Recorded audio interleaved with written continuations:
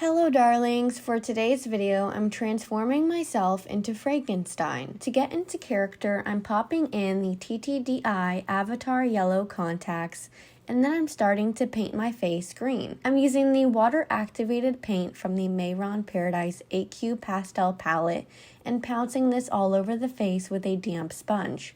You can use a brush to do this as well, but I find that a sponge gives a smoother result, especially when working on such a large surface area.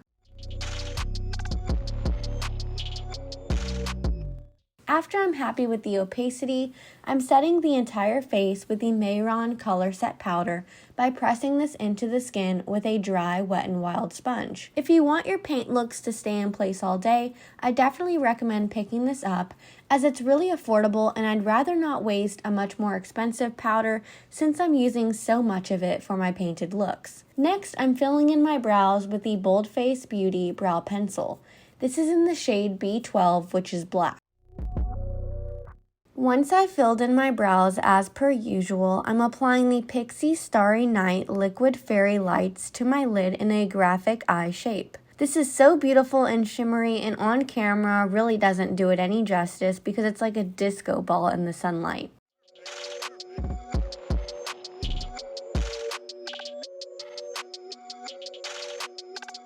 For my lower lash line, I'm applying the dark green shade called Daddy from the Morphe James palette, and then I'm moving on to lashes. First, I'm applying the Maybelline Colossal mascara, and then I'm popping on the City Color Be Batty lashes in Maria. I'm adding the Pixi Endless Silky Eye Pen to both waterlines and smoking out the bottom one, then I'm adding mascara to the bottom lashes as well.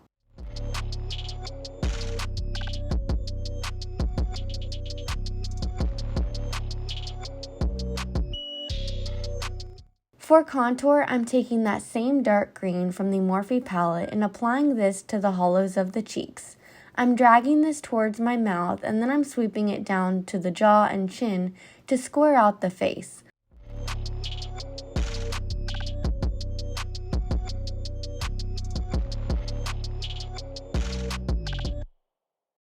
I'm also applying this to the jawline and forehead as well as along the sides of the bridge of the nose.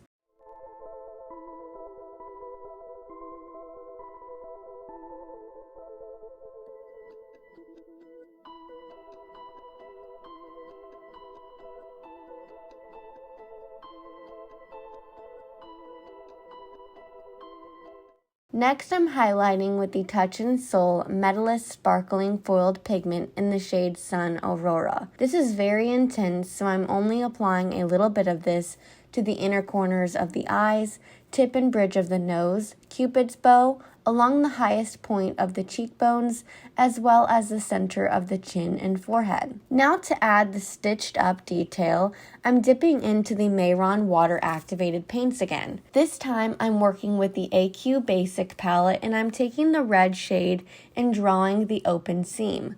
I'm placing the first one across my face. I'm shading around that with the black shadow called Spooky from the Morphe palette.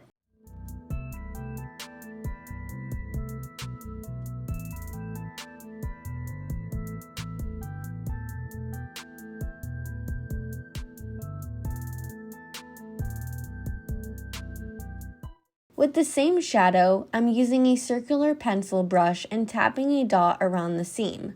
If I place a dot on one side, I'm matching that with a dot on the other side. These are the points where the stitches are entering the skin. Now I'm drawing on the stitches and mixing the white and black paints to create a gray color, and using a small, thin brush, I'm drawing a line going from one dot to another. Some of the stitches are straight lines and some are crossing in an X formation. Next, I'm taking the white paint and placing a very small amount of this in the center of the gray to highlight and make them look more realistic. Now that I finished the first one, it's easy to repeat the same process on a few more of these.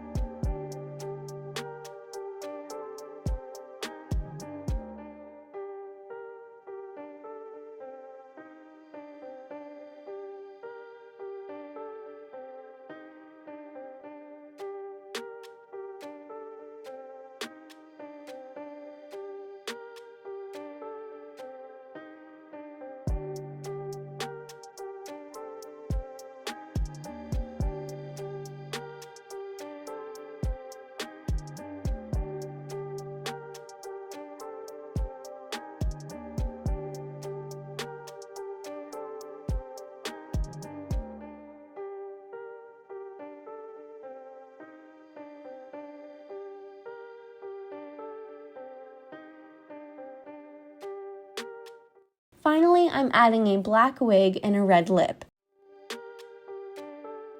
The lip color is Maybelline Superstay in the shade Individualist, and I'm topping that off with the Lifter Gloss in the shade Ice.